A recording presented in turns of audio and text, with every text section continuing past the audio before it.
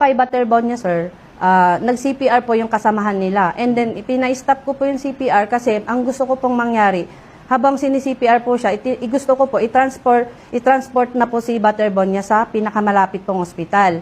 Which is, kaya naman po namin bigyan na po ng paunang lunas po si Butterball niya habang tinatransfer po siya. Kasi malapit lang naman po yung ospital sa amin.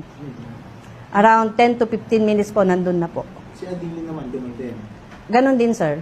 So, dalawang sasakyan ng MDR na yung... Yung pangalawa, sir, ang pinagsakyan na po kay Adili po ay yung sasakyan na po ng PNP po. Nalunod ang isang tao, bawat minuto ay mahalaga.